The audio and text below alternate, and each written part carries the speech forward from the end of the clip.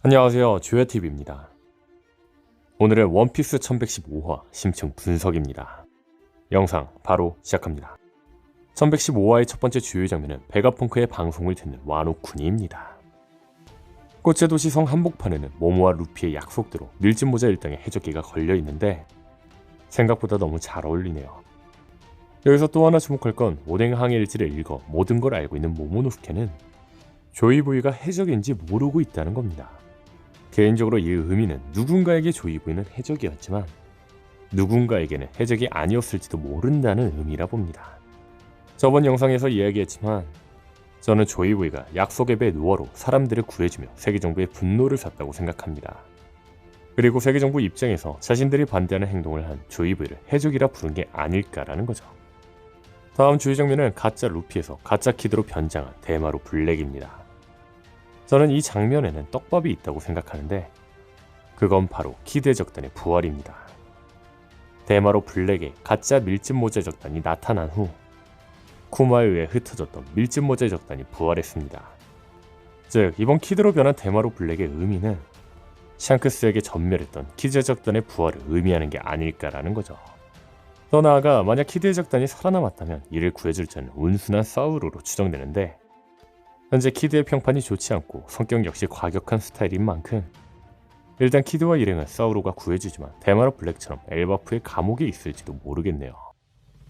다음 주요 장면은 폐양색을 쓰며 걸어다니는 마즈입니다.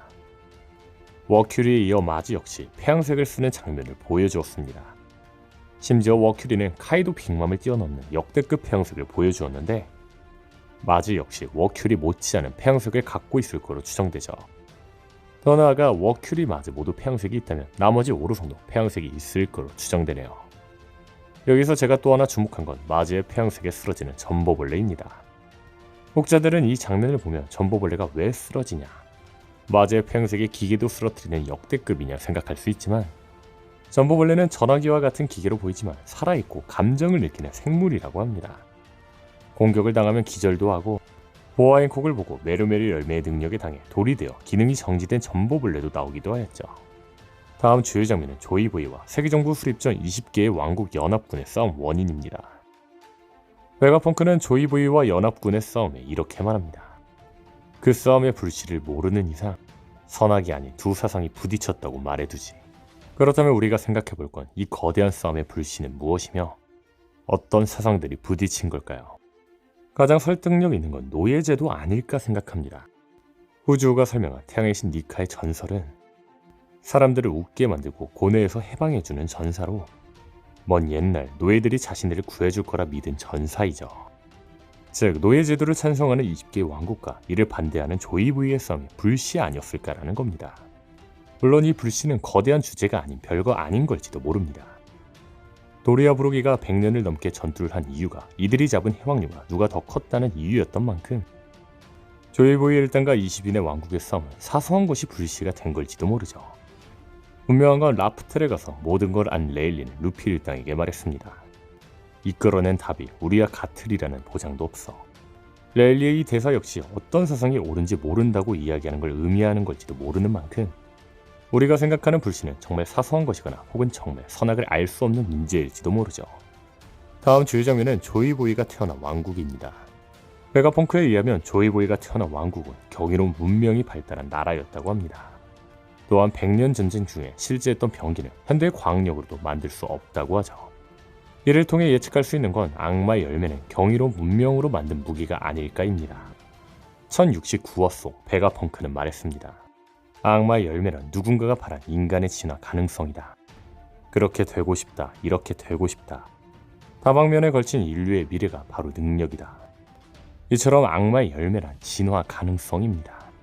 마치 우리가 멀리 떨어져 있어도 이야기를 하고 싶다는 소망으로 전화기가 만들어진 것처럼 악마의 열매 역시 내 팔을 곰으로 늘리고 싶다는 소망으로 만들어진 게 아닐까라는 거죠. 만약 이 가설이 맞다면 주목할 건 태양의 신 니카입니다.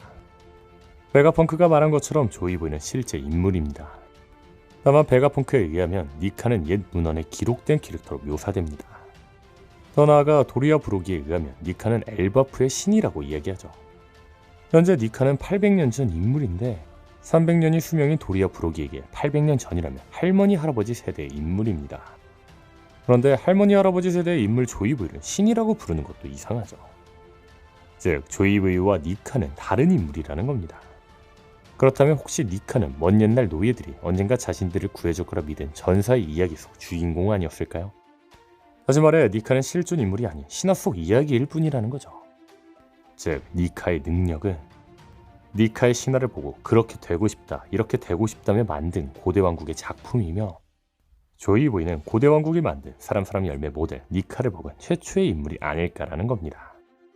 분명한 건 악마의 열매가 소망으로 만들어진다는 이야기는 니카를 보며 베가펑크가 이야기하기도 했죠. 이 가설이 맞다면 또 하나 생각해볼 건 니카의 능력이 만화 같다는 겁니다. 혹시 니카의 능력이 만화 같은 이유는 고대 왕국은 엘바프의 신 니카가 주인공인 만화를 보고 만들었기 때문 아니었을까요? 개인적으로 저는 라프텔에서 로저가 책 같은 걸 들고 웃긴 이야기라고 했다는 점, 앞서 말한 것처럼 니카가 만화책 주인공이라고 생각한다는 점으로 보아 라프텔에 남겨진 조이보이의 보물이 니카가 그려진 만화책이라고 생각합니다. 즉 원피스는 니카의 이야기가 그려진 만화책이라는 거죠. 다음 주요 장면은 오랜만에 등장한 폭시 해적단입니다. 2년 만에 등장한 폭시 해적단의 배는 해적기도 없고 폭시의 얼굴만 있을 뿐 선원도 2명밖에 남지 않았습니다. 아마 상대 선원을 뺏을 수 있는 네비백 파이트를 계속하다 이 꼴이 난 걸로 보이죠. 다만 제가 여기서 주목하고 싶은 건 1099화입니다. 쿠마의 과거 예상이 진행되던 1099화에서는 한 해군이 세턴에게 소로베 왕국의 왕이 바뀌었다고 보고했습니다.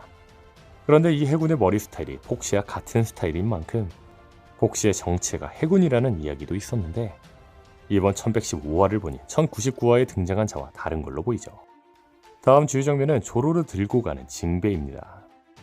여기서 주목할 건 현재 조로는 움직일 힘이 없는 걸로 보인다는 겁니다.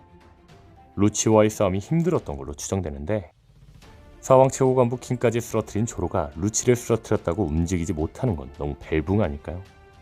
다음 주요 장면은 에디슨의 도움으로 탈출 방법을 찾았지만 그 밑에는 해군이 있는 상황에 당황하는 밀짚모자 일당입니다. 계속해서 이야기하고 있지만 이 방법을 타개할 건 철가윈밖에 없지 않나 싶네요. 다음 주요 장면은 스텔라가 없으며 삶의 목적을 잃은 스튜시입니다. 여기서 제가 주목한 건 스튜시를 안쓰럽게 보는 카쿠입니다. 이는 약간 클리셰 같다고 생각하는데, 어차피 임무를 실패한 카쿠는 세계 정부를 돕지 않고 자신을 배신한 스튜시와 루치를 데리고 몰래 탈출하는 장면이 나올 거로 보이죠. 다음 주요 장면은 펑크 레코즈를 반으로 갈라버리는 나스조로입니다. 여기서 주목할 건 나스조로는 세라핌과 CP들이 갇힌 걸 확인하고 이들을 구해주며 펑크하자들을 베었다는 겁니다.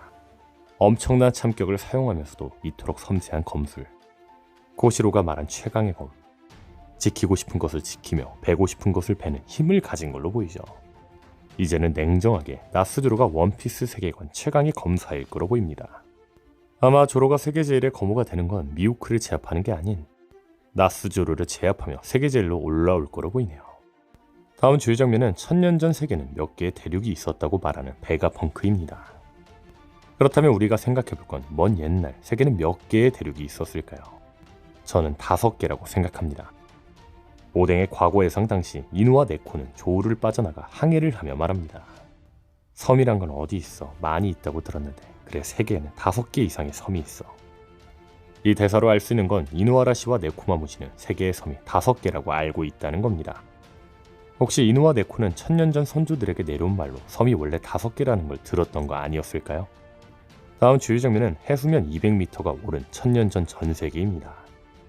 사실 이 부분에서 가장 그럴듯한 건 레드라인을 이무가 만들며 해수면이 200m 상승했고 루피가 도플라밍고를 물리치며 세장이 없어진 것처럼 루피가 이무를 쓰러뜨리며 레드라인이 없어지고 해수면이 다시 내려가는 게 가장 이상적인 시나리오일 겁니다.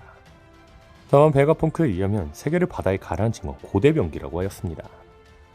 현재 이무가 가진 무기는 우라노스로 추정되는데 이 우라노스의 공격으로 해수면은 1m가 올랐습니다. 현재로서는 800년 전 이 연속된 공격으로 해수면이 올랐다고 할 수 있겠죠. 분명한 건 베가펑크는 이 거대한 싸움은 아직 끝나지 않았다고 이야기합니다. 그렇다면 주목할 건 각 고대 병기들입니다. 앞서 말한 것처럼 현재 이무는 우라노스를 소유하고 있습니다. 그리고 현재 저는 티치에게 여동생 2명이 합쳐져 있어 총 3명의 인격체를 가졌다고 생각하는데, 이러한 설정 때문에 티치는 케로베로스를 상징하고 있다고 생각합니다. 또한 분명한 건 티치는 케로베로스와 연관되어 있는 떡밥이 많기도 하죠. 그런데 저승을 지키는 게 케로베로스와 저승의 왕 하데스는 뗄래야 뗄 수 없는 관계입니다. 그리고 하데스의 또 다른 이름은 플루톤이죠.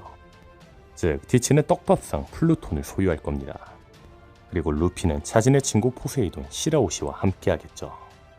즉 원피스 최종막에서는 우라노스를 소유한 이무, 플루톤을 소유한 티치, 포세이돈과 함께하는 루피, 이 3명이 고대병기를 사용하는 거대한 싸움이 일어나지 않을까 싶네요.